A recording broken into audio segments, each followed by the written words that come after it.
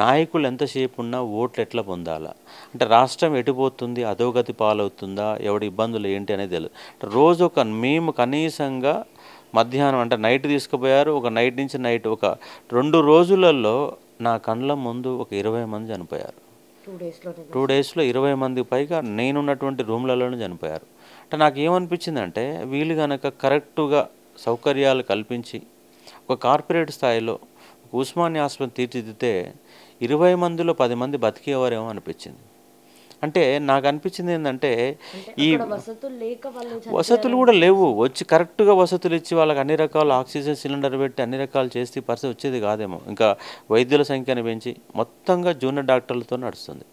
ఒక రౌండ్లో మాత్రమే ఒక సీనియర్ డాక్టర్ వచ్చేసి అసలు ఏం జరుగుతుందని చూసుకొని పోవడం తప్ప మిగతా అంతా కూడా జూనియర్ డాక్టర్ల మీద పరిస్థితుల మీద చేతులు నడుస్తుంటుంది. ఒక సీనియర్ డాక్టర్లు ఎప్పుడు అక్కడ అందుబాటులో ఉండి వాటిని తెలుసుకునే పరిస్థితులు అంటే పేదవాళ్ళు ఏమి ఎక్కడికి పోలేరు. కార్పొరేట్ ఆసుపత్రి యశోద లాంటి కార్పొరేట్ హాస్పిటల్లో పోలేరు. దిక్కున్నది ఎక్కడ, జిల్లా స్థాయిలలో ఆసుపత్రుల్లో సాధ్యం కానప్పుడు డైరెక్ట్ ఉస్మానియా రాస్తారు. ఆ ఉస్మానియాకి వచ్చినాక 2 గంటలు కూడా కరెక్ట్ వైద్యం అందకపోతే ఏంటి దౌర్భాగ్యం. నేనేమంటున్నా అంటే ప్రభుత్వాలకు హెచ్చరించేది ఏంటంటే వ్యవస్థను మార్చండి, వ్యవస్థను నాశనం చేయకండి. మీ ఓట్ల కోసం పథకాలు పెట్టి ప్రజలని ఒక పనికిరాని వాళ్ళుగా మార్చుతున్నారు. ఇవాళ నీవు అదే గ్యాస్ 500 రూపాయలు ఇచ్చే డబ్బులను ఖర్చు పెట్టి ఒక స్కిల్ డెవలప్మెంట్ ప్రోగ్రాం ఏర్పాటు చేస్తే రాష్ట్రంలో ఉన్న 30 లక్షల మంది విద్యార్థులు అంటే బీటెక్ చేసి ఎంటెక్లు చేసి 10-12 వేలు కూడా జీతాలకు దొరకని పరిస్థితులలో తెలంగాణ విద్యార్థులు గోడు నేడుస్తున్నారు. ఒక మానసిక సంఘర్షణ.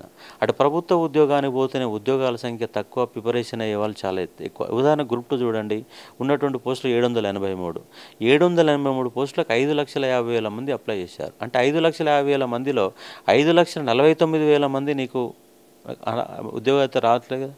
అలాంటి వాళ్లకు ప్రైవేట్ రంగంలో వివిధ రకాల స్కిల్డ్ కనుక అందజేస్తే ప్రైవేట్ రంగంలో కనీసం ఒక 30,000-40,000 జీతాలు సంపాదించడానికి అవకాశం ఉంటుంది. కాబట్టి ప్రభుత్వాల్లో నిరుద్యోగులలో చైతన్యం రావాలి.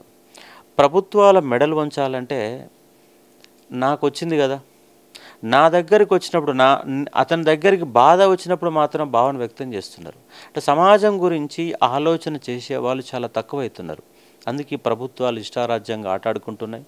75 ఏళ్ళ వసంతాలు ముగిసినప్పటికీ కూడా ఇప్పటికీ పేదవాడు కనీసం వైద్యం అందకుండా, కనీసం చదువు కూడా కంప్లీట్ ఒక మంచి చదువు కూడా అందుకోలేని ఒక పరిస్థితులలో ఇవాళ తెలంగాణ సమాజం కొట్టుమిట్టాడుతుంది.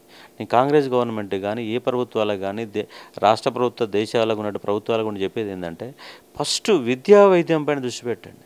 ఒక ఉస్మానియా ఆసుపత్రి కొన్ని 100 సంవత్సరాల చరిత్ర ఉన్నటువంటి ఉస్మానియా ఆసుపత్రిలో కనీస సౌకర్యాలు లేకుండా కనీసం పైన ఎమర్జెన్సీ వార్డులో కూడా కనీసం ఏసీలు లేవు. అక్కడ మొత్తం కూడా నన్ను పైకి షిఫ్ట్ చేసిన తర్వాత మొత్తం డిహైడ్రేషన్.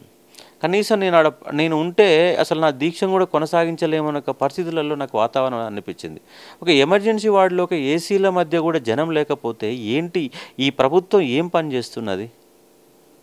కాబట్టి ఈ వ్యవస్థ మీద కొట్లాడాల్సిన అవసరం ఇంకా చాలా ఉంది. ఇంకా ఈ సమాజం కోసం విద్యార్థులంతా చైతన్యం కాండి. చదువుకున్న వాళ్ళం మనం ఆలోచన చేయలేకపోతున్నాం. అంటే నీకు బాధ వచ్చినప్పుడు మాత్రం నీ బాధను వ్యక్తం చేస్తున్నావు కానీ ఈ వ్యవస్థ కోసం కొట్లాడే వాళ్ళు లేరు. అది నా బాధ అనిపించింది. అంటే నా దీక్ష కంటే ఎక్కువగా నేను ఆసుపత్రికి పోయినాక నేను చాలా ఫీల్ అయ్యాను. లాస్ట్ టైం నేను జైలుకి పోయినప్పుడు ఒక రకమైన బాధ అనిపించింది. అంటే 25 ఏళ్ళు 30 ఏళ్ళ లోపు ఉన్నటువంటి యువత సరి అయినటువంటి చదువు అందకుండా చిన్న నేరాలు చేసి తెలిసి తెలియక జైలు జీతాలు గడుపుతున్నారని అక్కడ బాధ అనిపించింది. అంటే వ్యవస్థలో లోపం ఉంది. సరి అయిన విద్య అందట్లేదు, సరైన వైద్యం అందట్లేదు. ఇప్పుడు ఎవరు అడిగారు రైతులకు రైతు బంధు కావాలని? మార్కెట్ సౌకర్యం కల్పించు. ఇవాళ నాకు 6 ఎకరాల ల్యాండ్ ఉంది. నాకు 6 ఎకరాలని ఈసారి నేను హైదరాబాదులో ఉన్న కారణంగా నేను ఈసారి సాగు కూడా నేను సరిగా చేయలేదు. చేయకుండా నాకు రైతు బంధు వస్తుంది. ఇప్పుడు అదే సాగు చేసిన వాడికి మాత్రమే ఒక క్వింటాలు వడ్లు పండిస్తే వాడికి ఒక అదనంగా 500 రూపాయలు 1000 రూపాయలు అంటే పంట పండించిన వాడికి న్యాయం జరుగుతుంది, రైతు అనేవాడికి న్యాయం జరుగుతుంది. కాబట్టి ఉచితాల పేరుతో రాష్ట్రాల యొక్క బడ్జెట్ మొత్తం కుమ్మరించేసి అభివృద్ధి వైపు అడుగులు వేయకుండా మీరు ఒక నాణ్యత లేని విద్యను అందిస్తూ నాణ్యత లేని వైద్యాన్ని అందిస్తూ ఈ సమాజాన్ని సర్వనాశనం చేస్తూ ఉన్నారు. కాబట్టి చదువుకున్న వాళ్ళకి నేను పిలుపునిచ్చేది అంటే సమాజంలో మార్పు కోసం కొట్లాడండి. వాళ్ళు ఇచ్చే 2000 రూపాయలకు 1000 రూపాయలకు ఓట్లను అమ్మకాన్ని పెట్టకండి. వీళ్ళు గెలవడం కోసం ఓట్లకు పైసలు అట్లే ఇస్తున్నారు. జనం కూడా ఎవడైతే డబ్బులు ఇచ్చినో వానికే ఓటేస్తున్నారు. కాబట్టి ఈ అంశాన్ని నాకు తీవ్రంగా కలిచివేస్తుంది. అందుకే నా పాత్ర ఈ సమాజంలో నా పాత్ర ఇంకా చాలా ఉందనిపిస్తూ ఉంది. ఎందుకంటే కొట్లాడాలి, కొట్లాడే వాళ్ళే చాలా తక్కువైపోతున్నటువంటి పరిస్థితి వల్ల కనబడతా ఉంది. ఇది నేను ఒక నిరాహార దీక్ష చేసి నిరుద్యోగ సమస్య పైన నేను ఒక ఆసుపత్రికి పోతే నాకు ఎదురైనటువంటి అనుభవం. మేము ఉన్న సమయంలోనే నాతో పాటు దీక్షలో కూర్చున్న పిల్లలు వాళ్ళు చనిపోవడం చూసి భయపడి దీక్ష విరమించాల్సిన పరిస్థితి ఏర్పడింది. వాళ్ళు ఇంకా దీక్ష ఇంకో రోజు కేటాయించే పరిస్థితులు ఉన్నా కూడా వాళ్ళ కండ్ల ముందు ఆ ఏడుపులు, ఆ రోదనలు, చనిపోతున్న దృశ్యాలు చూసి వాళ్ళు భయభ్రాంతులకు గురైన ఒక పరిస్థితి నాకు కనబడ్డది. ఒకటే హాల్లో, పెద్ద హాల్లో అటు సైడ్లో మాత్రమే రోగులు ఉండాలి, మధ్యంతా ఖాళీగా ఉండాలి.